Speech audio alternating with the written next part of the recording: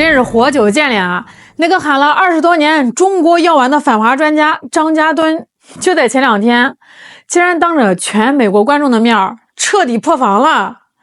他结结巴巴的承认美国不行啦，中国要替代美国啦。到底是发生了什么，能把这位反华头子给逼成这样？今天咱们就来扒扒这事儿。就在前2天，1月30号，著名的反华专家张家墩老头子在接受美国福克斯新闻采访的时候，那是当场破大防，说话都语无伦次了，那个表情跟吃了苍蝇似的呀。他说：“哎呀，美国现在贸易政策不行啊，不确定性太大了，中国有可能要替代美国啦。”你听听这就叫活久见呀！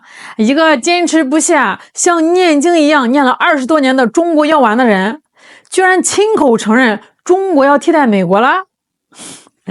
说起这个张家墩那可是咱的老熟人了。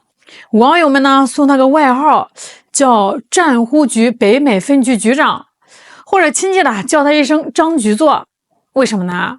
因为他这个嘴那是开了光的，只不过呢是反向开光。这个人吧其实挺逗的他是个中美混血，但是他那个心比漂白粉漂过的还白。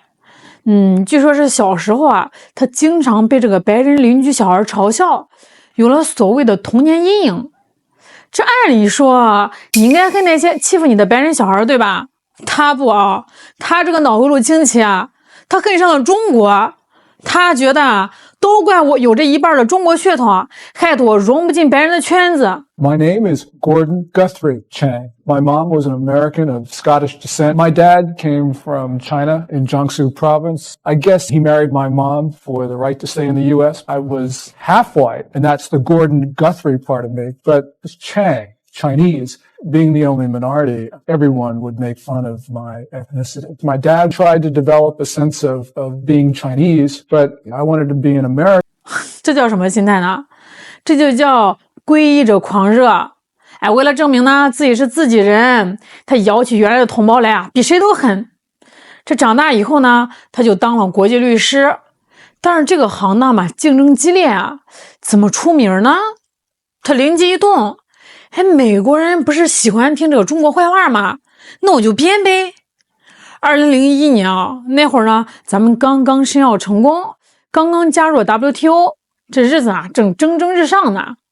张家墩横空出世写了本书，大笔一挥做出一个惊天预言：中国将在2008年之前崩溃。这个书一出来在美国那是卖疯了呀！美国的国会老爷们、反华政客们那是如获至宝天天捧着这个书看没事呢就把这个张家墩请去喝咖啡、做演讲。那个时候这个张家墩多风光觉得自己呢就是当代的诺恰丹马斯。他天天掐着指头算还有7年，还有6年，中国马上就完蛋了。结果呢2008年到了，中国崩溃了吗？非但没有，咱们办了一场惊艳世界的北京奥运会，这大脚印子一步步迈过中轴线，那是何等的气派咱们的经济不仅没崩，还成了世界经济的火车头拉着那个正深陷次贷危机的美国往前跑。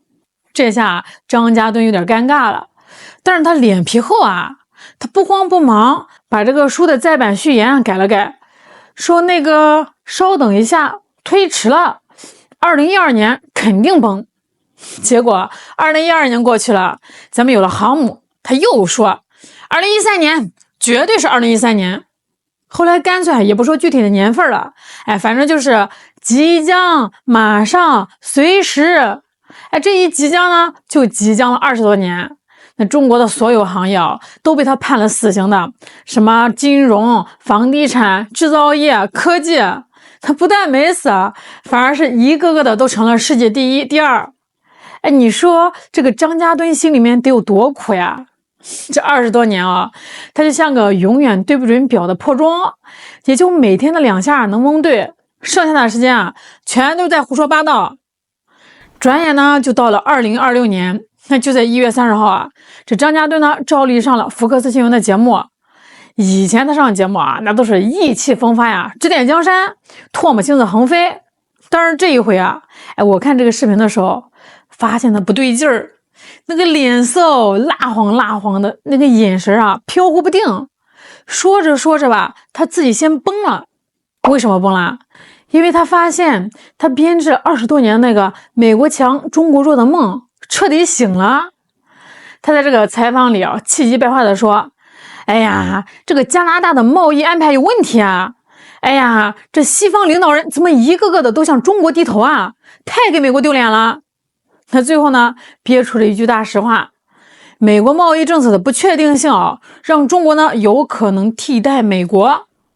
你知道这个话从这个张家墩的嘴里说出来意味着什么吗？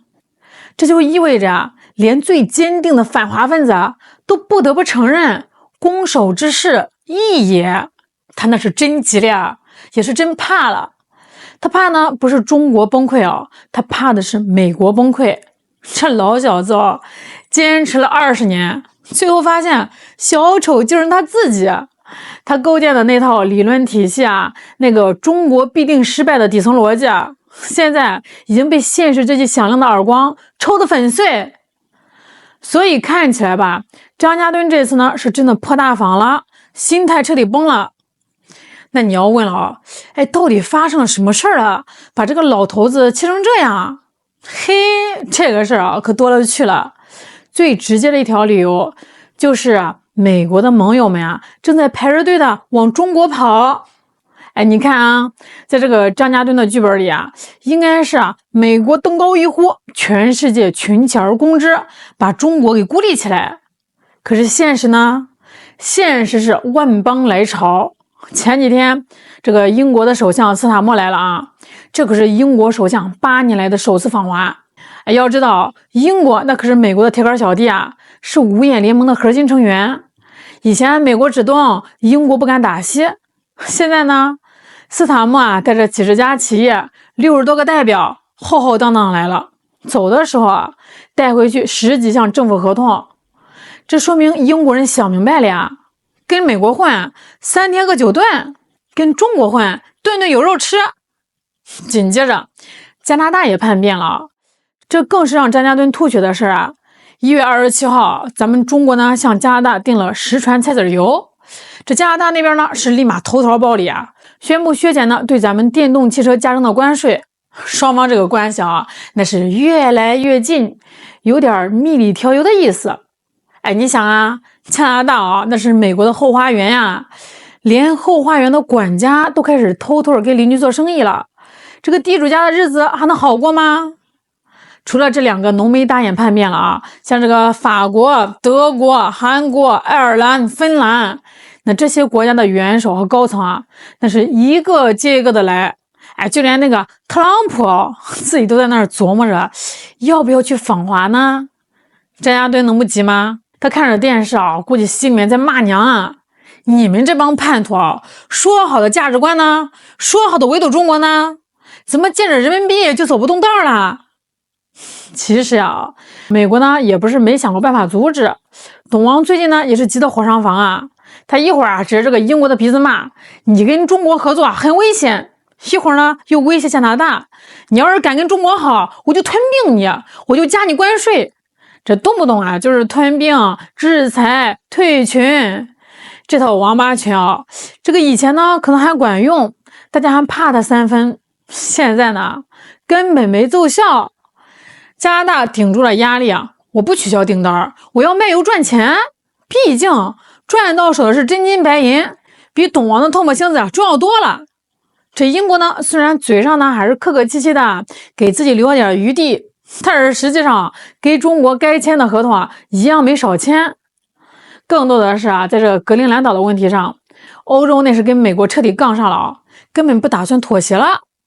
现在欧洲那边呢开始流行一种观点，叫战略自主。说白了就是美国这个大哥靠不住了，我们得自己保护自己，自己找饭得了。前段时间这特朗普高调搞了个什么和平委员会，外界一看哇，这是想另起炉灶再搞一个联合国呀。结果呢，发出去了几百张请帖，最后到了多少？20多个国家，而且那几个重要的盟友啊，什么英法德加，几乎都没来。这叫什么呢？这叫门可罗雀。这脸打的呀是啪啪响啊！这就说明美国的盟友啊，不仅仅是在向中国靠近啊，他们是在奋力摆脱美国的控制。这就是张家墩崩溃的根源。他发现他效忠的那个美国霸权正在变成一个众叛亲离的空壳子。张家墩的崩溃吧，其实只是一个缩影，真正崩溃的是美国。哎，你看看现在这个美国国内那叫一个乱呀！咱们上一回聊过的那个 ICE 当街送盒饭的事现在还没完呢。老百姓在抗议，社会在动荡，几位前总统呢都出来反对特朗普的政策了。美国现在是内有大乱斗，外有众叛亲离。在这种情况下，张家墩还是硬着头皮喊中国崩溃，这个活太难了。张家墩在这个采访里的那种歇斯底里那种语无伦次吧，其实是一种深层的绝望。他意识到了，他这辈子的事业也就是反华可能要以彻底的失败告终了。他想做个香蕉人，想洗白自己，结果发现他跪舔的那个主子快不行了呀，而他背弃的那个故乡却成了世界的中心。这种认知失调足以把一个人给逼疯，所以说他崩溃呢是理所应当的。哎，我有时候琢磨其实吧，咱们得感谢这个张家墩，真的哎，不是开玩笑的。你想这20多年那正是有张家墩这种人，天天给这个美国人灌迷魂汤，告诉他们别急，中国马上就崩了，你们不用努力，等着就行。美国人呢才会那么傲慢，才会那么懈怠，才会错失了遏制中国最好的时机。他在那边唱衰咱们在这边埋头苦干。哎，等到他们反应过来的时候，轻舟已过万重山。